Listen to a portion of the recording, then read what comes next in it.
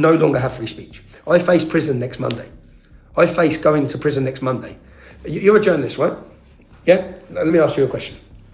So you're a journalist, so your sources who talk to you, are they protected? They're protected of the state, the elite state, which says you can't talk about that, you can't talk about that. Diversity is of our strength. All cultures are equal. We know all cultures aren't equal. Do you think all cultures are equal? The point is... Do you think all cultures are equal? A lot of children. A lot of children killed. I think it's 93 or... Priests beheaded. Yeah, I know. Jewish schools targeted. So when you go to all of those attacks, you're still sitting here with a straight face telling me that Islamic culture is equal to our culture. You're still saying that. Come on! Gail Joly, a French terrorism correspondent, walked into what looked like a routine interview with Tommy Robinson and walked straight into a collapse of her own framing. What began as a discussion about Islamic extremism quickly turned into something else entirely. Because when a journalist defends an idea without defining its limits, someone eventually asks the question they weren't prepared to answer. And that's exactly what happened here.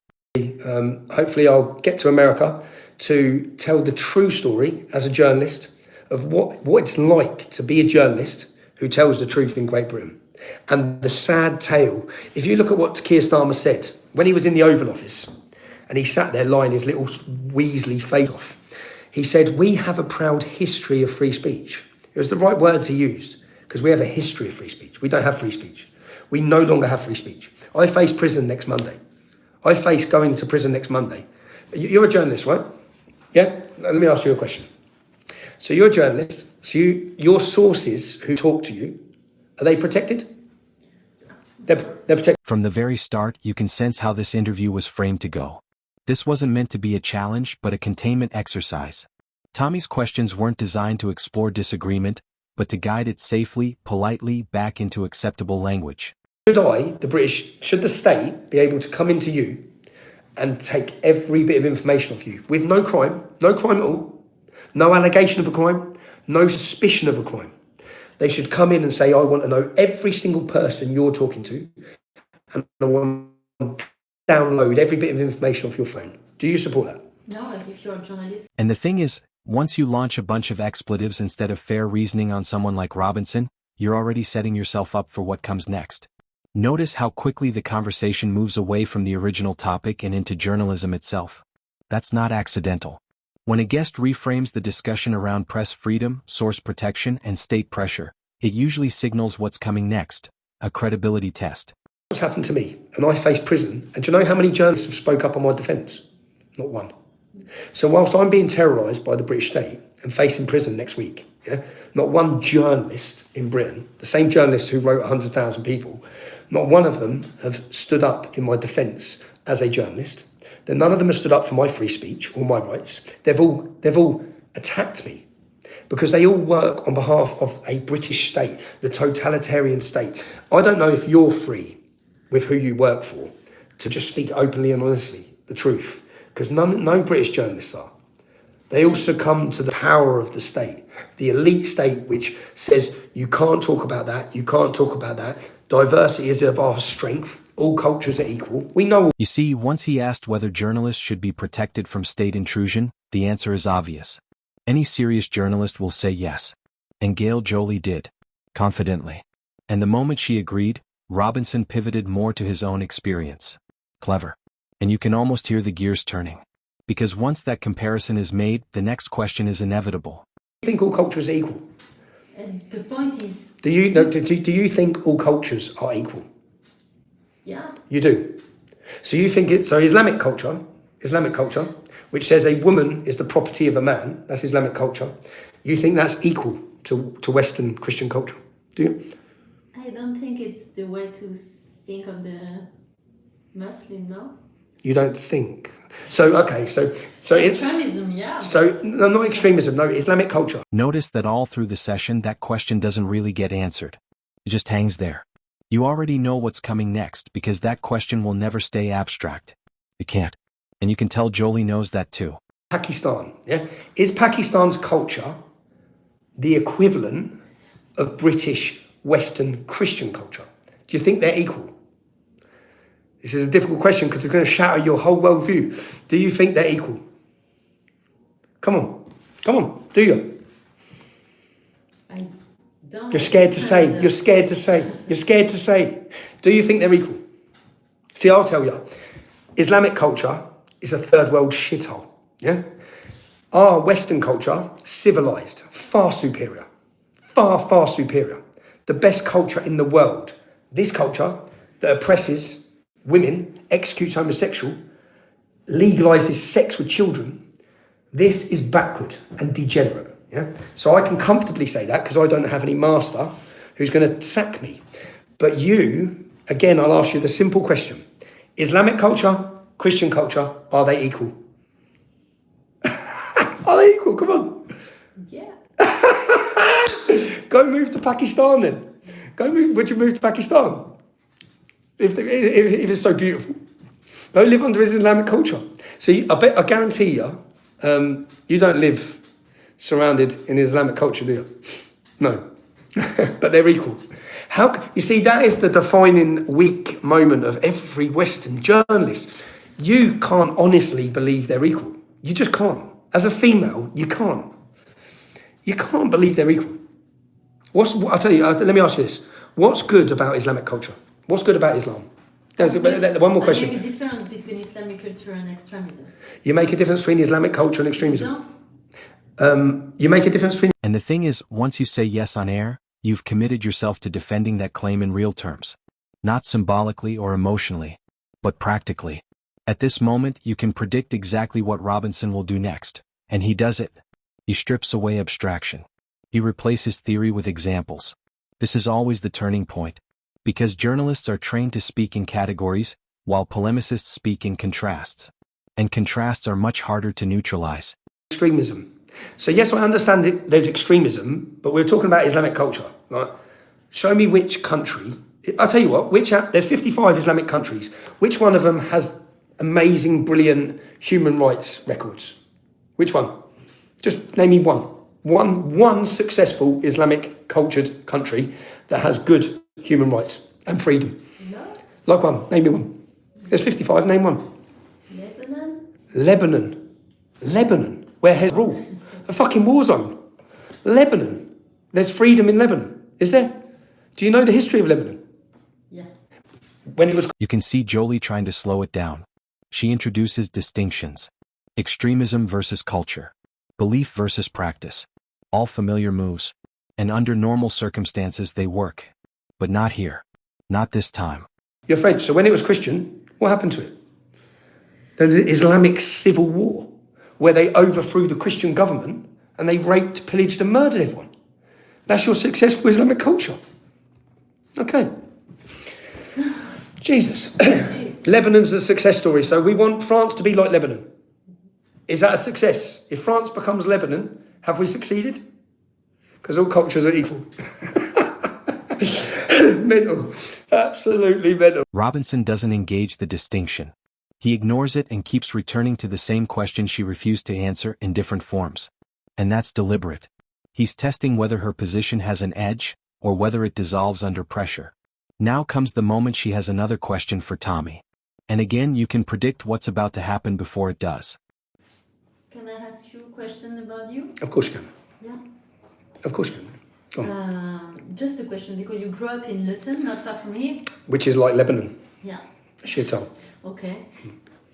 A town you often mention in your speeches, and how that environment shaped your worldview. Yeah. Yeah. Well, Al-Mujahideen, have you heard of them? A proscribed terrorist organisation. You know Omar Bakri, yeah? Abu Hamza, because you studied terrorism, yeah? So you know that group, well, their head office was in my hometown. So that terrorist organisation, an international terrorist organisation, their head office was in my town. So many of the members of that group, 60% of the British Muslims in jail for terrorism are ex-members of that group. So whether it be Lee Rigby's killer, Michael Adebolajo, whether it be Saif al-Islam, Roger Ibrahim, whether it be the attackers, whether it be the attackers on Westminster Bridge, all of them were ex-members of that group, yeah? And their head office was in my town. So I grew up, unfortunately, as a young man, having to understand jihad. So many people didn't. Many people were just living in the countryside, living in beautiful locations, and they had no idea what jihad was. But before any 7/7 terrorist attack, I understood jihad. I understood Islamic terrorism. I understood Islamic culture. I understood Islamic freedom. Free speech questions always sound easy until they become specific, until they cost something, until they involve offense, risk, or consequence. What about Charlie Hebdo? What about Charlie Hebdo? Do you believe in free speech? Yes. You do? You believe in free speech the same way you think all cultures are equal? Do you actually believe in free speech? Yeah. So I should be free to criticise and mock Muhammad? Yes. Yes. Sure. So did your newspaper, radio, did your show run the cartoon of Charlie Hebdo after they were massacred and murdered? Did you publish the you published the front page? Of course. You published the front page cartoon? Okay, I respect that. I respect that because I remember all the Western leaders all marching arm in arm. I went there, Yeah, but they're because they don't believe in free speech. Because if they told the truth, why was Charlie Hebdo murdered? For what reason? Free speech? Because criticism of Muhammad must be punished with death. Where does it say that? It's not extremism, it's core teachings of Islam. So it says in core teachings that if you criticise and mock Muhammad, you must be executed. Samuel Paty, who was Samuel Paty? Yeah, I know him. You know him? School teacher, beheaded in school, had his head cut off in school in France. Now, if that didn't cause a revolution in France, because I always sit and look in Britain at what's going to cause this moment, and we're in the process successfully. So I hope your French audience understand that Britain is in a successful process of brewing for revolution. Yeah, the British public are not taking this shit anymore. Yeah, so there's something huge happening in Britain. And it didn't happen after Ariana Grande. It didn't happen after 26 children were massacred. It didn't happen, which surprised me. It didn't happen after a soldier was beheaded. Jolie says she believes in free speech. And on paper, that's the right answer. But Robinson immediately tests it. From publication decisions, editorial limits, to risk tolerance. And while she answers honestly, the larger question remains untouched. Why does free speech provoke such fear at all? And at this point, the interview is no longer symmetrical. I can't believe when a school teacher was beheaded in class and pupils played their part, right? Pupils set it up. What do you think of those pupils? Do you think it's extremism or Islam? I'll tell you what that is. That is Islam. I'll tell you what the massacre at the Black Hand Theatre. What did they do to the people at the Black Hand Theatre, if you're a French journalist? What injuries did the victims have? Do you know? No. You don't. What? You don't have any idea what they done to them. What they actually done. No? Tell me. They stabbed the women. Yeah, I know this. In their vaginas. They raped the women with knives. Yeah. But how come the country weren't allowed to know? They gouged their eyes out. They took their eyes out. They cut the penises off the men and fed them to them. So they made the men stand and watch. And do you know what that's about? Striking fear into the heart of the disbeliever. Again, it's a Quranic verse. It's justified, every step that these groups make. And the Black Hand Theatre, they were refugees, right? Refugees, right? They were refugees. The men that committed that attack were refugees. And still, the borders remain open. Still, how many died in the Black Hand Theatre? How many people died? Do you know? You're an expert on terrorism. Black Hand Theatre is what is... In the Black Hand Theatre, the theatre in France, where they massacred and raped and pillaged. You mean? But yeah. How many people were murdered? 100 and... how many? 100. Over 100 people raped, pillaged and murdered for hours. Beheaded, raped, eyes out, penises cut off. Over 100. How many people were killed in the Nice attack? 90? Notice how when Robinson began stacking examples, she began qualifying them. He speaks in certainties. She speaks in caution. And whether you agree with him or not, you can see where this is heading. This is the point where you'll notice something subtle once you pay closer attention. The gradual collapse from an interview session to outright lecture. From here on out, the questions stop narrowing, they start to loosen. A lot of children. A lot of children killed. I think it's 93 or... Priests beheaded. Yeah, I know. Jewish schools targeted. So when you go to all of those attacks, Yeah, I know it. you're still sitting here with a straight face telling me that Islamic culture is equal to our culture. You're still saying that. Come on! Terrorism. It's not no terrorism. Where's the Sikh terrorism? Do you have any Sikh terrorism? Hindu terrorism? What about Jewish terrorism? How many Jews have done this in France? What about a Jewish bloke who was kidnapped by the barbarian gang? 28 of them prosecuted in Paris. So you know well the story. They had him for how many days? How many days? 5, no? No, 21. 21? So they had him for 3 weeks, torturing him, and then they dumped him. Oh. And how many people were prosecuted?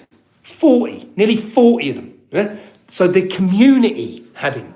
The Islamic community kidnapped the Jew and had him for nearly a month, torturing him. And they couldn't find him. And they had to prosecute 40 of them. That's the fucking whole community. Do you know what I mean?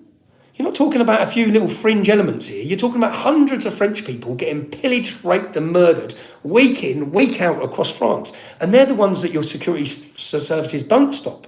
Many of them are stopped. Many attacks are stopped, right? Many. How many... But still you're sitting here telling me the fucking Islamic culture is equal to Christian culture. It's insane. You know, the thing is, once an interview reaches this stage, it's effectively over, even if the camera keeps rolling. From here, Robinson moves into personal experience. And you can already predict why. Personal history is harder to refute than ideology. You don't have to agree with it, but you can't erase it. Because once the interviewer stops interrupting, the audience assumes validation. That's how perception works, whether we like it or not. He specialises in terrorism. You know the scale of this problem. You know it full well. You're fucking mental. You're mental. Absolutely mental. You don't want to speak of you, no? I'll speak of me, yeah. Because I'm a product we of... were speaking about your bring it up in childhood. my childhood, yeah. So You speak of Fofana, so... yeah. I want to know what was your family like. My family. Yeah, your family life and where... I had a good family life. My mum was one of 8 immigrants to the UK. My mum was Irish. So when my mum come here, they had signs on the doors and on the shops. And my mum tells me that which was no blacks, no dogs, no Irish. Now, my mum was of a very poor background, very poor. They were viewed as gypsies and tramps when they come here. They came here for work, yeah?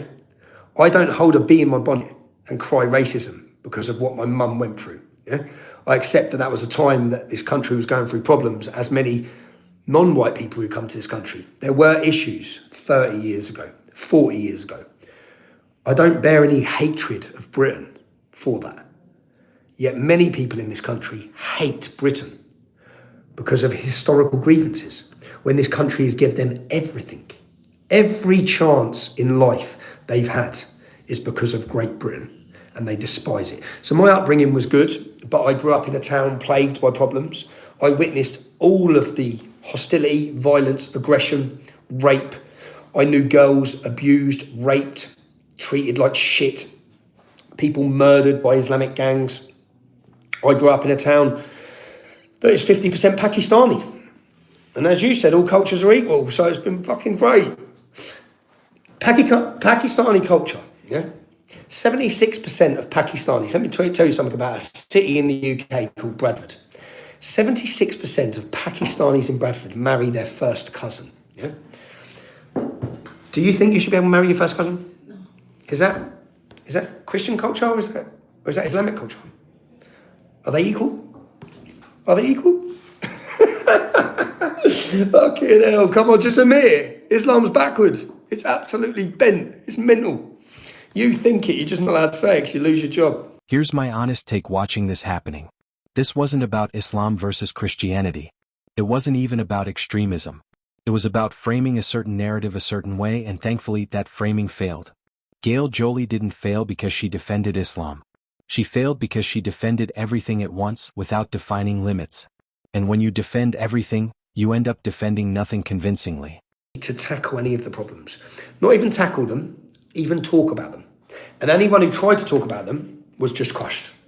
So rather than, if you've got 1,000 jihadists here, and someone pops up starting pointing at the jihadists, rather than the government have to deal with the jihadists, they just smash the person talking about it. And that's what's happened here. And it's happened in your country. And that's why figures like Le Pen or like Eric Zemmour are targeted by government, and your media slander, lie, demonise and attack them. So what you faced made you? I mean, if you growing up in London, in Kensington, it would be... Of course, I'd be a totally different life experience. But luckily, my life experience has given me the ability to say, this is a problem, here's how it works, here's how it operates, here's what it's like growing up in a town like that, because Luton is simply a blueprint for every town and city, just as Paris is. So your little French enclaves are still safe, they're not going to be safe. What stood out most for you? Is it the reporter's apparent lack of knowledge or the way Tommy Robinson schooled her, or both?